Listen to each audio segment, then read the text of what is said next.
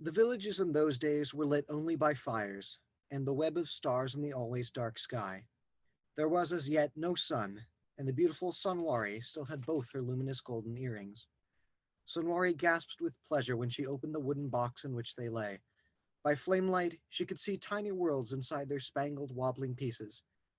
She hung them in her velvet clefted lobes next to her full lips, where they tilted coyly beside the innocence of her face. Sunwari had not yet met her new husband. She must now travel to his village and make a place of respect for herself in a new life, just as her mother before her had once done. The endless dusk hid the vibrant yellow of Sunwari's sari as she plodded to her new home on the back of a cow. To give herself courage, she touched the delicate weights of her earrings as they swung against her neck. She felt determination rise in her like a cud.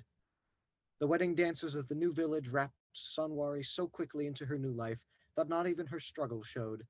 Like a fly in a web, she was bound to her husband and her new relations. But after every sleep, Sunwari took the earrings from their box. By candlelight, she could see in them the faces of her old family she had left at home. Then, Sunwari! The song to work would interrupt her reverie. Quickly, as if she were taking the old family with her, she would slide into her lobes the slim golden hooks, warmed now by her touch. Sunwari's father-in-law was a fragile old man, whose energy showed only in his stories. For Sunwari, his tales unfolded like food wrapped for safekeeping in a journey. The old man and the beautiful girl were drawn to each other. He, too, was a fly in a web. Senses dulled, his strength gone. When he talked to Sunwari, he rolled tenderly the edges of her sari or held for a moment on his fingertips the small heaviness of her earrings. Sometimes they sat silent together by the fire, her head resting on his knee, one earring quiet against his blanketed leg, the other like a jewel near her throat. One day, Sonwari went to the well. As she uncoiled the rope into its depths, in the circle of fires in the village square, a fork-tailed kite with a hooked beak and long pointed wings swooped out of the night and ripped from her lobe one of the golden earrings. Sonwari cried out. The rope slithered out of her palms, full pail emptying into the depths. Her hands flew to her ear and came away bloody.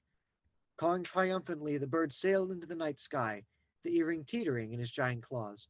Then, jagged in the prism of her tears, Sonwari could see him caught suddenly in the sparkling web of the stars.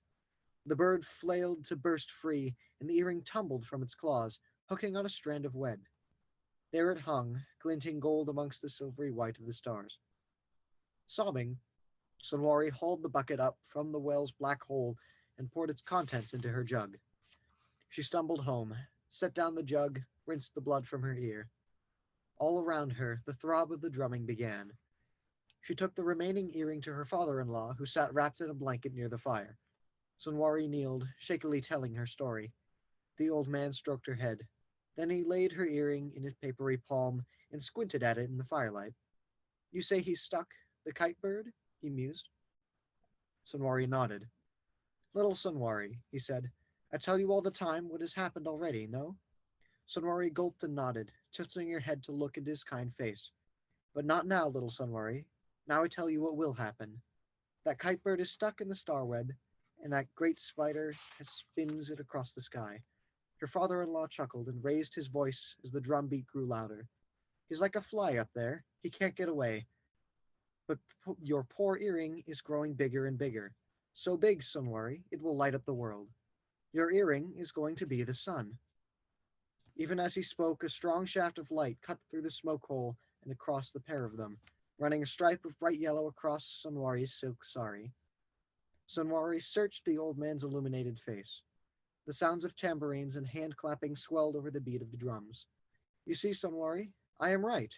Go, look outside. Sonwari ran from his side, ducking beneath the doorway and into the air.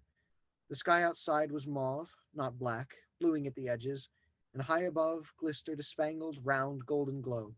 By the time she'd returned from inside, holding her father-in-law by his arm, the village was a choir of voices, and the globe had bared itself so boldly that the sky was singing blue, and two of them could no longer look at the blaze.